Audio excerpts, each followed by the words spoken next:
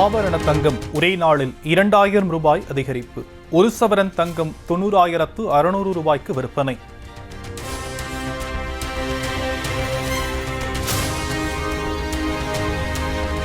தென்காசி மாவட்டத்தில் 1020 கோடி ரூபாய் மதிப்பிலான திட்டங்களை வழங்கும் விழாவில் முதலமைச்சர் மு.க. ஸ்டாலின் பங்கேற்பு.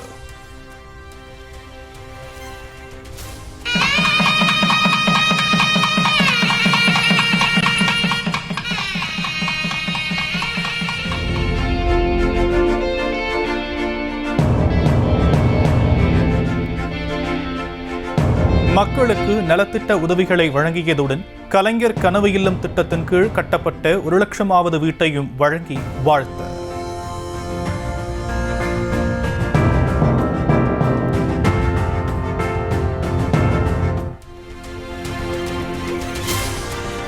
கல்வியில் சிறந்த தமிழ்நாடு நிகழ்ச்சியில் தன்னுடைய குடும்பத்தின் நிலை குறித்து கண் கலங்கிய மாணவி பிரேமாவுக்கு இலவச வீடு தருவதாக உறுதியளித்த முதலமைச்சர். கலைஞர் கனவு இல்லம் திட்டத்தின் கீழ் தென்காசி மாவட்டம் கழுநீர்குளம் கிராமத்தில் மாணவிக்காக கட்டப்பட்டு வரும் வீட்டை நேரில் ஆய்வு செய்து கேட்டறிந்தார்.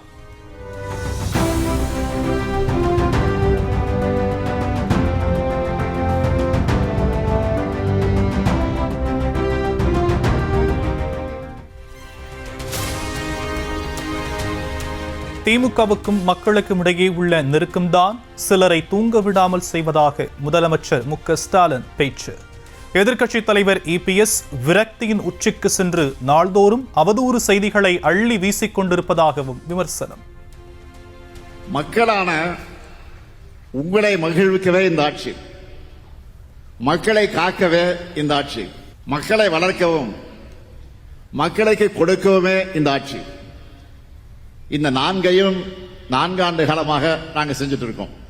எப்போ மக்களை நினைச்சுக்கிட்டு நாங்க ஏங்குற காரணத்தினாலதான் மக்களாகிய நீங்கள் எங்களோடவே இருக்கீங்க. நமக்கிடையே ஏற்பட்டிருக்கக்கூடிய நெருக்கம் தான் சிலரை தூங்க விடாம பண்ணுது. அதனால்தான் நாள்தோறும் ஏதாவது ஒரு அவதூறு செய்தியை அடிச்சு விடுறாங்க. அதுலயும் குறிப்பா எதிர்க்கட்சி தலைவர் திரு பழனிசாமி அவர்கள் விரக்தியின் உச்சிக்கே போய் பேசிட்டு இருக்கிறார்.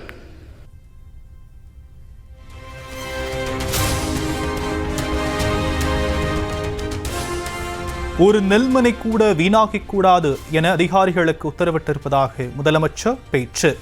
அதிமுக ஆட்சி காலத்துடன் ஒப்பிடுகையில் கூடுதலாக நெல் கொள்முதல் செய்யப்படுவதாக பெருமிதம். ஒரு நெல்மணி கூட வீணாக கூடாதுன்னு அதிகாரிகளுக்கு நான் உத்தரவிட்டிருக்கிறேன். அந்த அடிப்படையில் கடந்த 4 ஆண்டுகள்ல முந்தைய ஆட்சி காலத்தை விட கூடுதலா நெல் கொள்முதல் செய்யப்பட்டு வந்திருக்கு.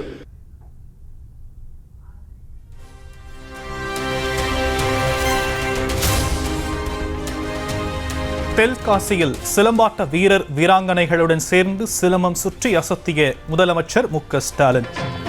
சாலையில் சென்று கொண்டிருந்த போது சிறுவர் சிறுமியரை பார்த்ததும் உற்சாகத்தில் சிலம்பத்தை கையில் ஏந்தி சிலம்பாட்டம். தென்காசியில் முதலமைச்சர் மு.க. ஸ்டாலினை காண முண்டியடித்த திமுக தொண்டர்கள்.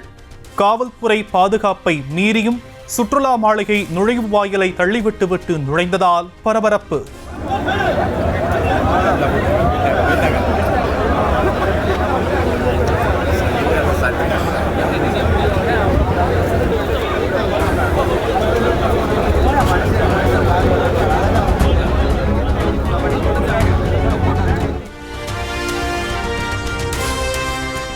முந்தைய அதிமுக ஆட்சியில் சராசரியாக ஆண்டுக்கு 22 லட்சம் டன் நெல் மட்டுமே கொள்முதல் செய்யப்பட்டதாக முதலமைச்சர் குற்றச்சாட்டு. திமுக ஆட்சியில் தற்போது வரை 1,70,00,000 டன்னும் ஆண்டுக்கு சராசரியாக 42 லட்சம் டன்னும் நெல் கொள்முதல் செய்யப்பட்டதாக பெருமிதம். விவசாயிகளிடம் கொள்முதல் செய்யப்பட்ட நெல் எவ்வளவு தெரியுமா? 1,70,45,545 மெட்ரிக் டன். இதில் ஆண்டுக்கு சராசரியா கொள்முதல் செய்யப்பட்ட நெல் 42,61,386 மெட்ரிக் டன். இது நம்ம ஆட்சியுடைய டேட்டா. இது ஆனா இதுவே முந்தைய அதிமுக ஆட்சி காலத்தில் சராசரியா செய்யப்பட்ட நெல் எவ்வளவு தெரியுமா? ஆண்டுக்கு 22,70,293 மெட்ரிக் டன் மட்டும்தான். பள்ளிக்கரணை சதுப்பு நிலத்தில் குடியிருப்பு வளாகம் கட்டுவதற்காக அளிக்கப்பட்ட அனுமதியை ரத்து செய்ய அதிமுக கோரிக்கை. 1 கிலோமீட்டர் சுற்றளவுக்கு எந்த கட்டுமான பணிகளுக்கும் அனுமதி அளிக்கக்கூடாது எனவும் உயர்நீதிமன்றத்தில் வழக்கு.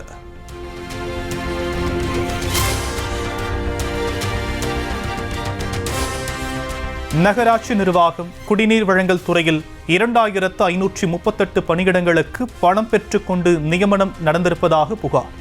முறையான விசாரணை நடத்துமாறு தமிழக காவல்துறைக்கு அமலாக்கத்துறை கடிதம்.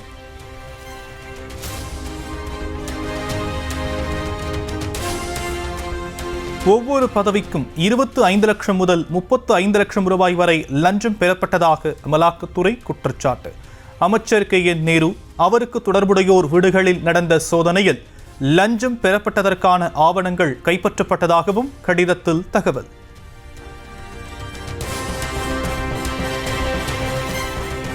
நகராட்சி பணி நியமனம் விவகாரத்தில் யாரையும் காப்பாற்ற முயற்சிக்காமல் முதல் தகவல் அறிக்கை பதிவு செய்ய வேண்டும்.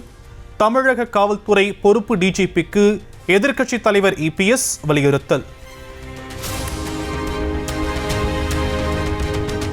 திமுக ஆட்சியில் எங்கும் ஊழல், எதிலும் ஊழல் என EPS குற்றச்சாட்டு.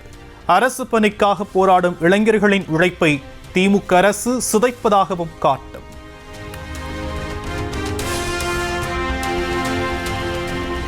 நகராட்சி நிர்வாகத்துறையின் நேரடி பணி நியமனம் குறித்த அமலாக்கத்துறையின் குற்றச்சாட்டுக்கு அமைச்சர் KN நேரு மறுப்பு. தமிழக அரசுக்கு களங்கம் கற்பிக்கும் வகையில் அமலாக்கத்துறை மூலமாக மத்திய அரசு அரசியல் நடவடிக்கை மேற்கொண்டிருப்பதாகவும் விமர்சனம். நகராட்சி நிர்வாகத்துறை பணிக்கு விண்ணப்பித்தவர்களிடம் இருந்து ஒரு ஆட்சேபனை கூட பெறப்படவில்லை என KN நேரு விளக்கம். அமலாக்கத்துறை நடவடிக்கைகளை முறியடிக்க சட்டப்பூர்வ நடவடிக்கை எடுக்கப்படும் எனவும் உறுதி. நகராட்சி நிர்வாகம் மற்றும் குடிநீர் வழங்கல் துறையில் 888 கோடி ரூபாய் பணம் பெற்றுக்கொண்டு முறைகேடாக பணி நியமனம் என ED புகார். தகுதி வாய்ந்த இளைஞர்களின் கனவுகளை நசுக்கிய திமுக அரசின் ஊழல் குறித்து CBI விசாரிக்க வேண்டும் என அண்ணாமலை வலியுறுத்தல்.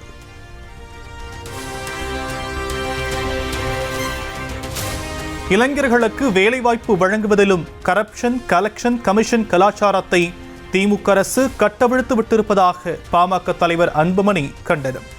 நகராட்சி நிர்வாகம் மற்றும் குடிநீர் வழங்கல் துறையில் 888 கோடி ரூபாய் அளவுக்கு வேலைவாய்ப்பு ஊழல் நடைபெற்றிருப்பது அதிர வைப்பதாகவும் அறிக்கை.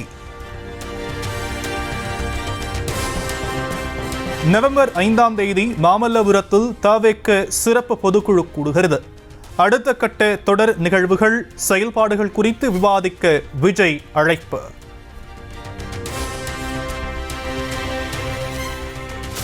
தவேகவின் அன்றாட பணிகள் மற்றும் செயல்பாடுகளை ஒருங்கிணைப்பதற்காக அமைக்கப்பட்ட நிர்வாக குழு கூட்டம். சென்னை பனையூரில் உள்ள அலுவலகத்தில் ஆலோசனை. விஜய் கரூர் வருவதற்கு தாமதம் ஏற்பட்டது ஏன் என்பது குறித்து தவேக நிர்வாகி நிர்மல்குமார் விளக்கம். விஜய் வாகனத்தை சுற்றிலும் வந்த வாகனங்களை போலீசார் முறைப்படுத்தாததே காரணம் என குற்றச்சாட்டு. இப்போ இங்கே இருக்கிற சாலை இருக்குது, இந்த சாலையில் நாங்கள் போய் தடுப்புகள் அமைத்து நாங்கள் போய் இந்த வாகனத்தை இப்படி போகணும்னு சொல்லுமா? காவல்துறை தான் செய்ய முடியும். எதுக்கு நாங்கள் காவல்துறை போய் ஒரு விஷயத்துக்கு அனுமதி கேட்குறோம், ரூட்லாம் சொல்கிறோம், இது காவல்துறை தான் பண்ண முடியும். இப்போ ஒரு நிகழ்ச்சி இப்போ எங்களுடைய அரங்கிலையோ இல்லை வெளியே அரங்கிலையோ நடக்குது, அரங்கிலையோ மாநாட்டில் அது எங்களுடைய பிரமிசஸ். அந்த இடத்துல நாங்கள் எப்படி வேணாலும் நாங்கள் தடுத்துக்கலாம், மீடியா அங்கே இருக்கணும்னு.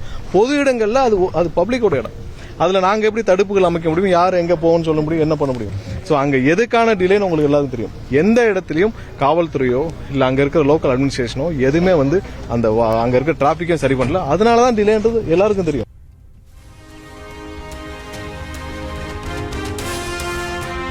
கரூர் பெருந்துயர சம்பவத்தின் போது தவேகவினர் தாக்கப்பட்டதாக அக்கட்சியின் நிர்வாகி நிர்மல்குமார் புகார். கரூர் செல்ல முயன்ற போது தவேகவினரை தடுத்து நிறுத்திவிட்டதாகவும் குற்றச்சாட்டு. அனைத்து ரோடுகளும் தடை செய்யப்பட்டது, உள்ளே யாரும் அவ்வளவு சீக்கிரம் போக முடியாது. எந்த கொடி கட்டிய வண்டி, அதாவது தமிழக வெற்றி கழகம் கொடி கட்டிய எந்த வண்டியும் வாகனமும் காவல்துறை உள்ளே அனுமதிக்கவில்லை. அனைத்து நிர்வாகிகளும் தாக்கப்பட்டார்கள். அனைவரும் தாக்கப்பட்டு வெளியேற்றப்பட்டார்கள்.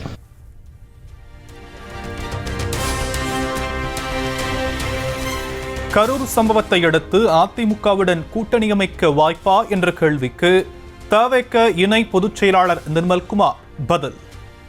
அந்த நிலைப்பாட்டில் எந்த மாற்றமும் இல்லை. ஒரு மாதத்துக்கு முன்னால் என்ன நிலைப்பாடோ அந்த நிலைப்பாட்டில் இப்போ வரைக்கும் எந்த மாற்றமும் இல்லை. நாங்க அமைதியா இருந்தோம், நீங்க எல்லாம் விவாதம் பண்ணிட்டு அப்புறம் அதுக்கு பதில் சொல்லுங்கன்னா நாங்க எங்க பேசலாம்.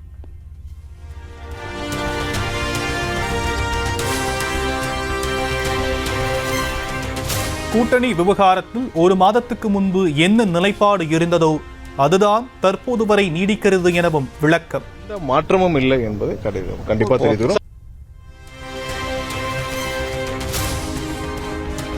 தவிக தலைவர் விஜயன் அடுத்த கட்ட சுற்றுப்பயணம் எப்போது தொடங்கும்?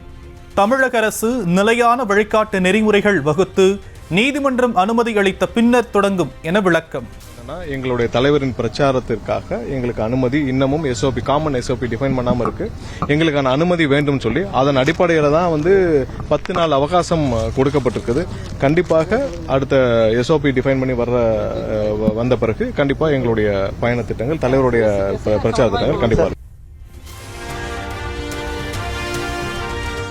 கிட்னி முறைகேடு வழக்கில் தற்போது வரை நடைபெற்ற விசாரணை குறித்த அறிக்கையை தாக்கல் செய்ய உயர்நீதிமன்ற மதுரை கிளை உத்தரவு. முதல் தகவல் அறிக்கையை முடக்கி வைத்துள்ளதாக மனுதாரர் கூறிய நிலையில் பிளாக் செய்ததை நீக்க உத்தரவிட்டதோடு வழக்கு ஒத்திவைப்பு.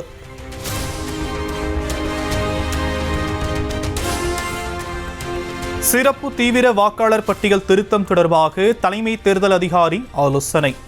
திமுக, அதிமுக, தேமுதிக உள்ளிட்ட அங்கீகரிக்கப்பட்ட 12 கட்சிகளின் பிரதிநிதிகள் பங்கேற்பு. நவம்பர் 2ஆம் தேதி அனைத்து கட்சி கூட்டத்தில் பங்கேற்க தவிகவுக்கு அழைப்பு. பொதுச் செயலாளர் ஆனந்திடம் அரசு சார்பில் கடிதம் வழங்கினார் பூச்சி முருகன்.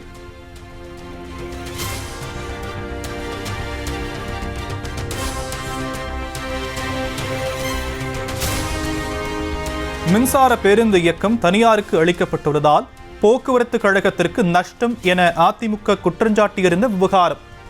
விலை அதிகம் என்பதால் மின்சார பேருந்துகளை தனியார் மூலம் கொள்முதல் செய்வதாக போக்குவரத்து துறை அமைச்சர் சிவசங்கர் விளக்கம். பேருந்து என்பது அதிக விலை கொண்டது. அதை தமிழ்நாடு அரசு கொள்முதல் செய்து அதற்கு பெரும் செலவு செய்து முதலீடு செய்ய வேண்டிய சூழல், அதை தவிர்க்க வேண்டும் ஒரு புறம். இன்னொரு புறம் அப்படிப்பட்ட பேருந்துகளை இயக்குவதற்கான பராமரிக்கின்ற பணியாளர்கள் நம்மிடத்தில் இல்லை. நம்மிடத்தில் இருக்கிறவர்கள் டீசல் மெக்கானிக்கல். பேருந்து தயாரிப்பாளர்களே அவர்களுடைய நிறுவனத்தின் மூலம் இயக்குவதற்கு டெண்டர் விடப்பட்டு வெளிப்படையான முறையில் வழங்கப்பட்டு நடவடிக்கை எடுக்கப்பட்டிருக்கிறது. போதைப்பொருள் பயன்பாடு தொடர்பான வழக்கில் சட்டவிரோத பண பரிமாற்றம் என சந்தேகம். நுங்கம்பாக்கத்தில் உள்ள அமலாக்கத்துறை அலுவலகத்தில் விசாரணைக்கு ஆஜரானார் நடிகர் கிருஷ்ணா. பசும்பொன் முத்துராமலிங்க தேவரின் குரு பூஜை மற்றும் ஜெயந்தி விழா கூலாகலம். மதுரை கோரிப்பாளையத்தில் உள்ள அவருடைய சிலைக்கு பொதுமக்கள் திரண்டு மரியாதை.